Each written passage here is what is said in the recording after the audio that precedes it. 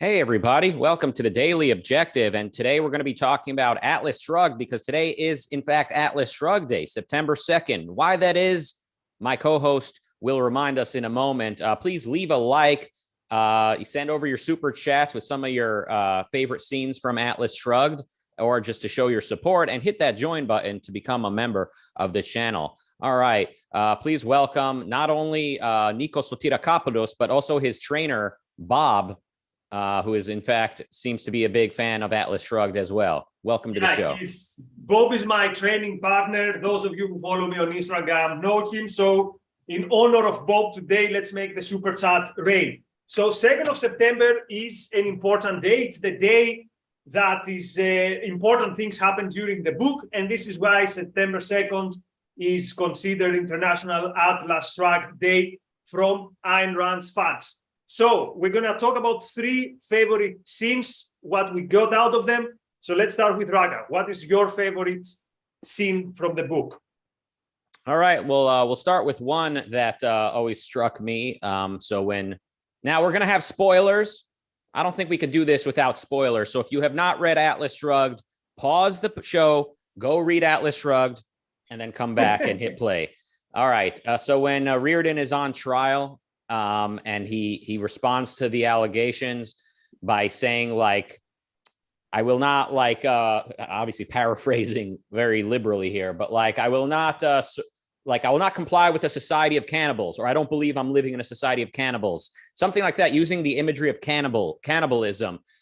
To me, it was just such a moment of clarity. Like, things just clicked suddenly. Like, yes, like when people talk about the welfare state, when people talk about, you know, that it's your duty to sacrifice yourself to others, when people talk about how communism is benevolent, right, and capitalism is treacherous, but just this imagery of cannibals to me is just so powerful. It just kind of essentializes what it is that these people are actually advocating for when they let altruism lead the way. So yes, cannibalism is a powerful metaphor, and when Rearden used it in his trial, it was a life-changing moment for me. So there's item number 1 for me. Okay. Item number 1 for me. So they're not in particular order. They're just 3 things that I like. Yesterday, we talked about indulging in luxuries. And sometimes this is a selfish gift that you give to yourself. And I spoke about the importance of indulging with someone you love. And love is exception making. You do things that you otherwise wouldn't do. So I want to talk about this scene where Dagny and Hank get on a ride with Hank's cool car. They go out of the city and they go somewhere which is a place which is a bit hidden, a place that some people go because they want to feel the luxury, but also people who can appreciate the beautiful things in life go there to find some privacy and enjoy aesthetic things. And there's some interesting dialogues there. Hank tells Dagny that when I was young, and when I was in the mines, and when I was working 2 jobs, in some way I was doing it because I wanted a night like this. I didn't have it in this way in my mind, and I didn't work so that I could come here with you. But in some way, I wanted to reach the life that would bring me here today, me being with you. It's also the scene a bit earlier when he gives her an expensive gift, and there's all these discussions. He says, I don't need it. And he says, I know that you don't need it, but you need it. I want you to need it from me. And she says, yes, I want to need it from you. So in a way, Hank is objectifying Dagny, but in the most precious way that she wants to be, quote, objectified as the object of his love, the object of his passion. And also in that scene, there's that line that only Ayn Rand could perceive, where they're having a discussion which is summed up to Hank rises in the mind of Dagny, rises in the estimate of Dagny when he fell in love with her. So usually when someone falls in love with us, we feel better about ourselves. But Dagny says for people with high self-esteem, it's the opposite. I appreciate you because you like me so much. It shows that you have taste. It shows that you have a good understanding of what love is. So the fact that you fell for me, says Dagny to Hank, puts you on a higher estimate in my estimation axis or climax. So this is this goes against every how to put it, stereotype in terms of how people understand love. And again, this is something that only Ayn Rand could have written. So this is my first scene, the indulging night out between Hank and Dagny. Yeah, and this is a good time to remind the reader, read with caution and proceed with caution. Sometimes dialogue that works in literature or certain things that certain impeccable characters might do or say works for them. But if you start speaking this way in real life, it might be taken the wrong way. And also you might not be ready to say it. Are you so integrated and whole that you're ready to just to turn it basically into Donald Trump, where anyone who compliments you must be good and anyone who dislikes you must be bad? Do you really want to go through life that way at this point? That's not a winning strategy. But however, literarily, it is beautiful and it really works. Jonathan Honig sends over $4.99 in the super chat. Thank you for supporting the network. And Francis, a new member who sent over 50 TRY. Do you know what that is? Is that Turkish or whatever it Taiwanese? Is. Thank you, Francis, and welcome to the team. And I want to know what kind of currency that is. Thank you. It's a Turkish lira, says the producer. All right. Well, good time to leave Turkey, I'm wondering. Or do we all need to move there and spread the right ideas? That's the question. Francis says in the super chat, quote, for 12 years, you have been asking, who is John Galt? This is John Galt speaking. I am the man who loves his life, end quote. Goosebumps. No, I'm sorry. That's from Atlas Shrugged. That is not from Goosebumps. But thank you for the super chat. Roland with 4.99 euros says, my favorite quote, wasn't it evil to wish without moving or to move without aim? By the way, Nikos, have you read Goosebumps? I've read one or two from Goosebumps. They were in fashion in Greece in the mid-90s. They literally gave me too much goosebumps, so I don't think I went beyond the first two I read. I mean, the one was so creepy, I still remember it. I'm trying to forget it. Which one? This where they have this dinner, which is the anniversary when they murdered the father, and then anyway, Zizek also talks about that. That is very Freudian, but we can discuss this another day. Zizek talks about Goosebumps? Yes. Oh, Zizek talks about everything, including Atlas Shrugged. Zizek is one of the people of the left who really understands Atlas Shrugged in a good way. He gets what the book is about. Okay, well, I'm less surprised that he would acknowledge Atlas Shrugged, a little bit more surprised that you've even heard of Goosebumps, but I guess it's like the song goes, we are all living in America. You know what I'm saying? All right, back to the list. So you just gave yours. Was that even one scene or was that like basically a number of items? It's one scene, but during the scene, there's a flashback by Hank, but it's one scene. Okay, and quick super chat from Jonathan with $4.99. He says, if any part of your uncertainty is a conflict between your heart and your mind, follow your mind. And that's from Atlas Shrugged. Apollo Zeus with £2 says, for Nikos to deliver a combination to Bob. All right, do it. I'll have to turn my back to you. So no, today, no combinations. Nope. Today, Bob is part of the team. We don't punch each other during shows. Not during the show. No, not with that. Having said that, I paid a lot of money to buy Bob. I paid even more money to send him to Greece, particularly because I happened to buy him some months before the lockdown. It's one of the best things I've ever bought, particularly if you're into precision strikes, open palm strikes, kicks. You can roll with him because this part can come out. So it's one of the best things I've ever bought. So joking aside, this is a great instrument of training. Yeah. Back to the list of scenes. So the last one I told was positive, Rearden, speaking up during his trial. Now here's here's another scene. Robert Stadler's death. So, I mean, of course, it's all positive, but this is more of a negative. This is like watching evil crumble as opposed to watching the good flourish. So the death of Stadler, I guess the Project X device basically wipes out like a whole number of miles. It wipes out a whole geographic region. And for a moment, when Stadler is in dust form, his consciousness is still there for a second. And a bit of a literary gift he's given. I don't think in real life you would still be conscious when you've been eviscerated. But there's just this like amazingly poetic, whatever the word is, this literary moment where like the author says something like, a once great mind like took its final. That's the line I'm trying to find. This is such a brilliant line. It's the end of a chapter. So yeah.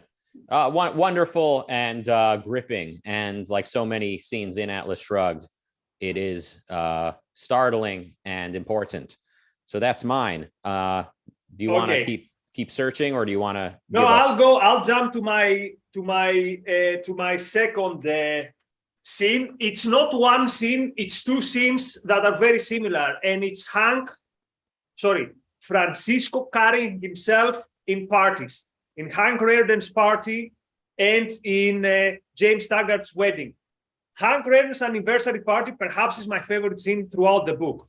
Two reasons: the grandeur of the party, how outside the wind blows, and he contemplates that there's this nature out there, but I have defeated this nature. I have tropical flowers and half-naked women, and obviously men, not half-naked, and men in the building. And Francisco helps him to understand this. Sometimes it reminds me my young years when everyone was rich in Greece and we had these beautiful parties. So his soul is lonely, and there's this contradiction, the beautiful party and Hank's soul that is lonely.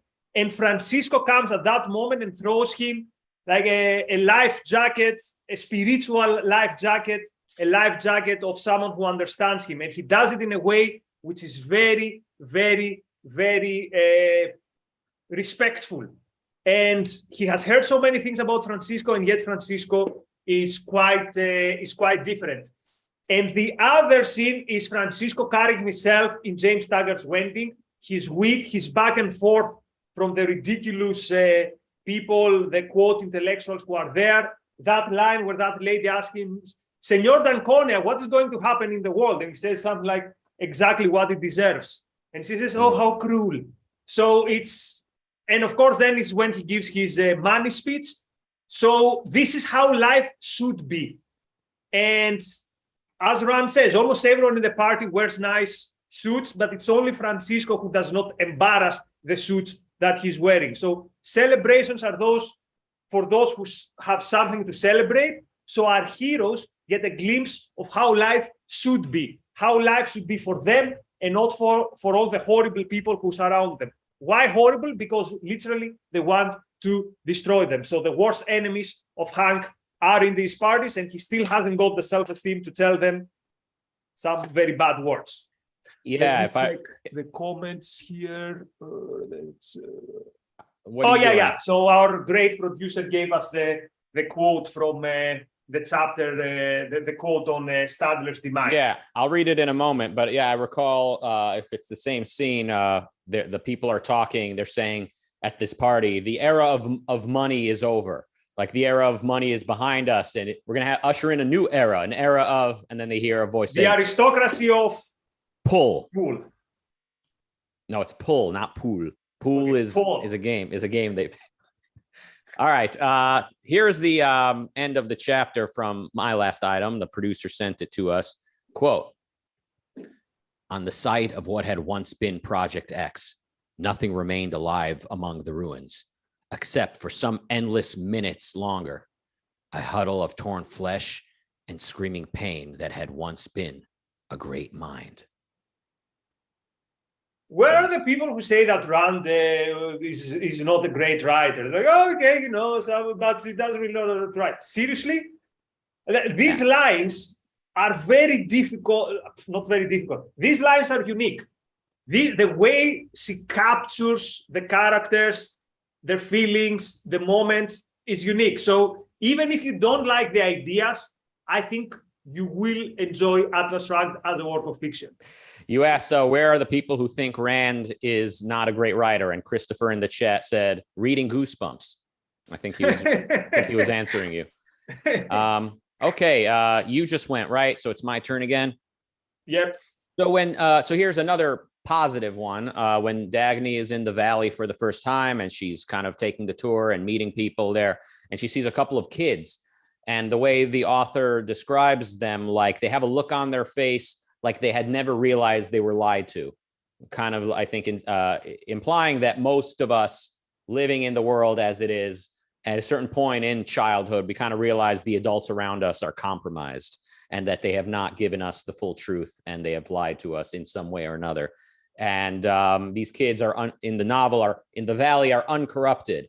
So that stuck with me. I thought that was quite remarkable. Definitely.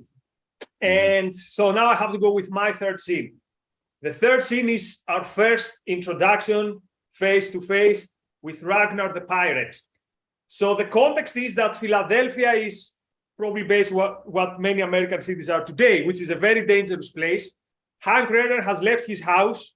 He walks, he has a pistol in his pocket, and as he walks in an empty street outside on the outskirts of town, he sees from far away a guy getting out from the darkness and standing in front of him. And instinctively he goes for his gun, but then he said, this guy is probably not a thief because of the way he carries himself. So again, what a first introduction. And of course, this person who comes out of the shadows is Ragnar, someone who lives, quote, in the shadows, who is a pirate. And here, in order to do an act of virtue, an act of justice, to give Hank what is owed to him, he has to do it on the dark. After that is when he gives him the story of how his biggest enemy is Robin Hood. Not Robin Hood as he might have been in real life, which is taking money from the tax collector and giving it to those who were looted, but taking from, quote, the rich to give, quote, to the poor. And Ragnar says, this is the enemy, this is the idea that I want to wipe off from the world. And then also we have the brilliant scene when the police officers arrive asking Hank, hey, we're looking for a pirate. Have you seen him? And he says, no, this guy is my bodyguard. And then Ragnar says, you were right, Mr. Rearden. I am your bodyguard. Here still we meet again. What a great scene. Ragnar, again, character larger than life, the philosopher pirate or pirate/philosophy, and also with a very hot wife, Kay Ladlow. So yay for Ragnar. He's killing the game. Yeah, so those are three items we both gave. I guess I'll sort of mention this as a theme or a reoccurring kind of scene. So at the very end, of course, Eddie Willers won't give up. He's trying to work this train, and he has no idea how, but he just won't give up. He just wants to get this train to the destination, even though even if he is able to do that, God knows what's waiting at the end of that journey. And also at one point in the middle of the novel, when people in the Midwest or somewhere in the middle of America they're trying to sell their crops, and was it that the train wasn't coming to pick it up because the trains are on have been retasked for some government project? They were retasked for the soybeans project of Keep Mum.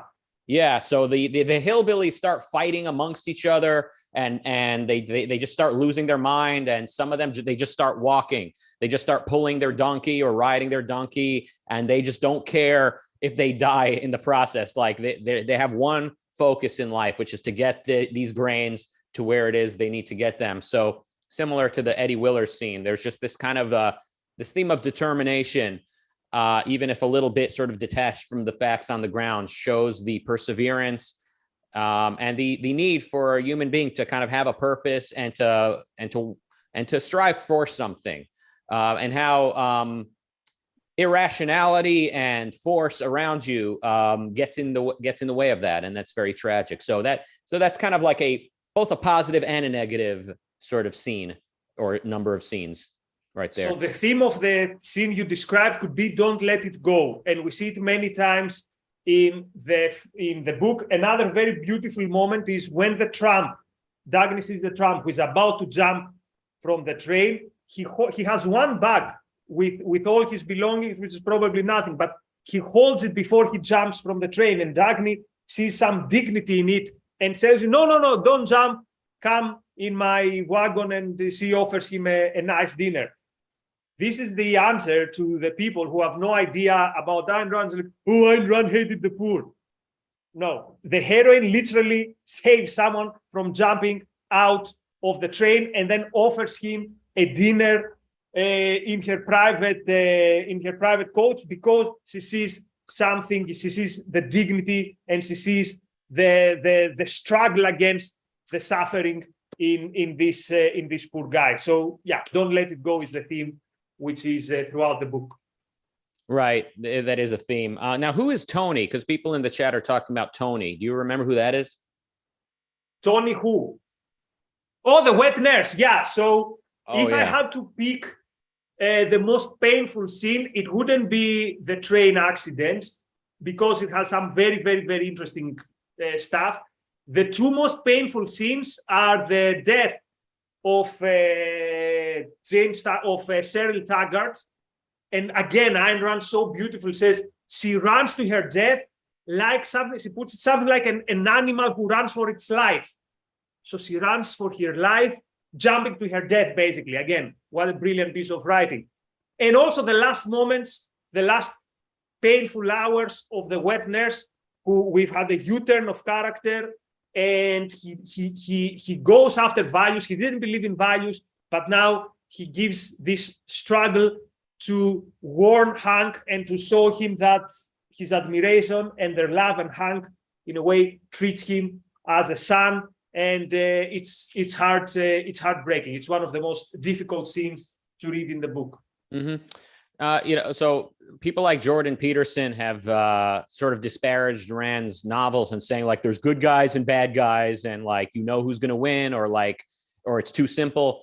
So if there is kind of a divide between the characters in Atlas Shrugged, it's like the people who think and want, like people who think and are driven towards some type of selfish value versus the people who don't.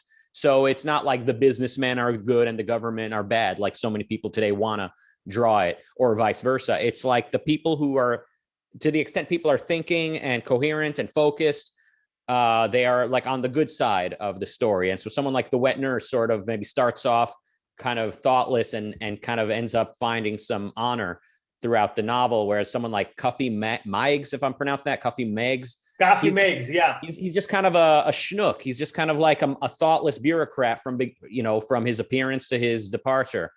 And various cronies like Oren Boyle, right? He's a businessman, but he's a schnooky one. Yeah, I know you guys read Goosebumps, but do you have the word schnooky in Greece? Not really, because I'm not sure what exactly it means. When it comes though to character development, there is an excellent chapter in this book, edited by Robert Mayhew, Essays on Ayn Rand's Atlas Shrugged, which is about the road that Dagny and Hank get. I think it's called something. Where is it? Discovering Atlantis, Atlas Shrugged's demonstration of a new moral philosophy. And it talks about how Rearden and Dagny get through this, how Rearden gets liberated from his guilt, but also how Dagny gets to actually join the strike. So how can it be that characters are flat if characters throughout the novel change and see things differently? And as Zizek understands, but Peterson doesn't understand, which is probably why Zizek beat Peterson in that debate, the main contrast, the main conflict in Atlas Shrugged is not between good guys and bad guys. It's between Galt and Dagny. It's between the people who give their sanction to the quote system.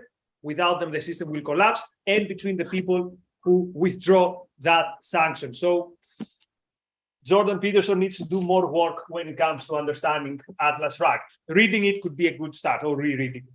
Yeah, I mean, Jordan Peterson, I wish he was more selfish. I wish he wanted more for himself. If he was more, he's a very curious thinker, but it seems like he's pretty much made up his mind that happiness is trivial. And that's not good enough for me. Jonathan Honig with 199. Thank you for that. those are all the super chats. And I think we've gone through more than our 3 scenes. So I guess we can wind it down. Coming up at 8 p.m. UK time is James Valiant and Robert Nacer continue. Okay, this is why we need to get English speakers as producers. I'm going to read this exactly as it says. James Valiant and Robert Nacer with continue their discussion. Okay, I think he meant to say will continue. So it's more of a typo, less of an English as a second language problem. They will continue their discussion on Leonard Peikoff's Keeping It Real. Today's topic is philosophy or art. Which came first? That's a good question. I guess we'll find out. Thank you all for joining us today. What a wonderful show and what a wonderful week of broadcasting. We'll be back here next week. And I think I'm actually going to do a live event in London a week from Monday, I think. Yeah, sounds about right. London. Good day, mate. That should be fun. Maybe you got something coming up too, but I'll let you announce it when you're ready. If there is something to announce, never mind then. I'm getting a head shake. All right. Thank you all for joining us today, and stay tuned for all types of announcements. See you back here next week for the Daily Objective. Thank you, Nikos. Thank you all, and goodbye.